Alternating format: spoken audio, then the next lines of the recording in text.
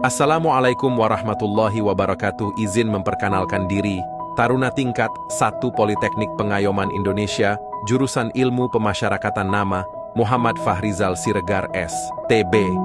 5608 Prodi, Teknik Pemasyarakatan A asal Padang Lawas Utara, Sumatera Utara. Pada kali ini, saya akan mengulas fenomena tantangan warga binaan usai kembali ke tengah masyarakat.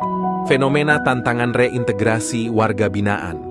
Fenomena kembalinya warga binaan pemasyarakatan, WBP, atau mantan narapidana ke tengah masyarakat, bukan sekadar perpindahan fisik, melainkan sebuah benturan sosial dan psikologis yang kompleks. Meskipun masa pidana telah usai secara hukum, hukuman kedua seringkali baru dimulai saat mereka melangkah keluar gerbang lembaga pemasyarakatan. Fenomena paling dominan yang dihadapi adalah stigma abadi. Masyarakat Indonesia cenderung masih memegang konstruksi sosial bahwa sekali penjahat, tetap penjahat. Fenomena tantangan warga binaan ini menunjukkan bahwa sistem pemasyarakatan tidak bisa bekerja sendirian. Keberhasilan seorang mantan narapidana untuk bertobat tidak hanya bergantung pada niat individunya, melainkan sangat bergantung pada penerimaan masyarakat dan dukungan sistemik yang memberi kesempatan kedua. Tanpa itu, pintu gerbang kebebasan hanyalah pintu putar yang akan membawa mereka kembali ke dalam penjara. Usulan kebijakan baru. Usulan kebijakan harus bertujuan untuk mengatasi kelemahan struktural dan budaya. 1. Kebijakan pra-reintegrasi terpadu. Usulan di mana narapidana yang memenuhi syarat dipindahkan ke fasilitas minim keamanan. Mekanisme, di fasilitas ini, mereka diizinkan bekerja di luar lapas pada siang hari dan kembali di malam hari.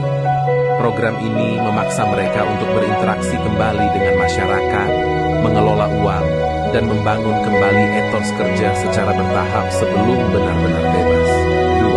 2. Kebijakan insentif pajak dan fair chance hiring. Usulan, memberikan insentif pajak yang signifikan kepada perusahaan yang mempekerjakan mantan warga binaan, minimal selama 1 tahun.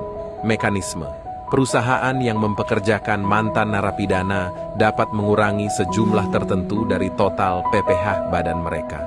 Ini mendorong perusahaan untuk mengadopsi kebijakan fair chance hiring.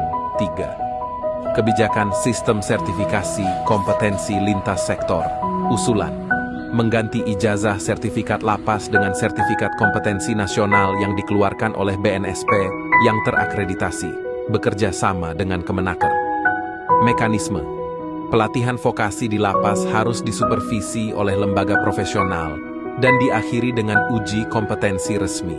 Sertifikat yang didapat harus memiliki nilai tawar yang sama dengan sertifikat pekerja umum, sehingga status mantan narapidana tidak menjadi penghalang utama saat melamar kerja.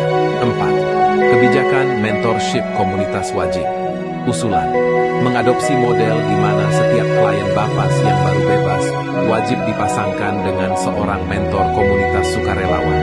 Isu dari balik tembok lapas pembimbing sosial menyingkap sebuah ironi besar dalam sistem hukum kita.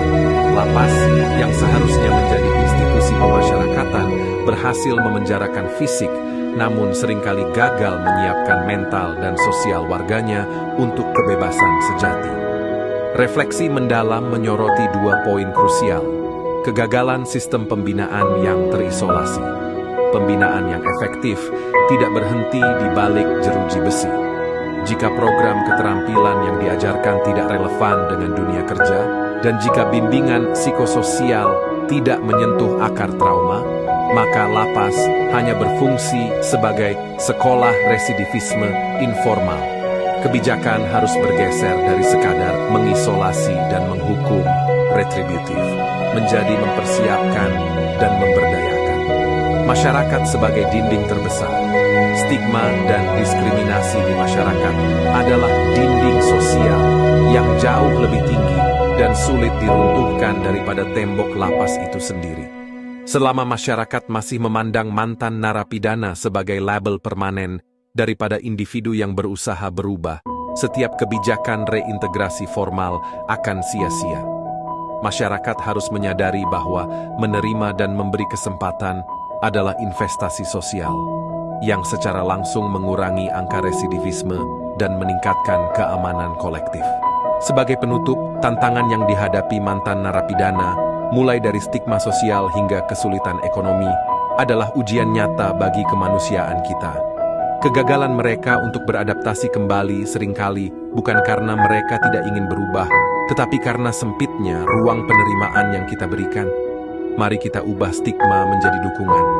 Karena pada akhirnya, mantan narapidana yang berhasil kembali berdaya di masyarakat adalah kemenangan bagi kita semua dalam menciptakan lingkungan yang lebih aman dan inklusif.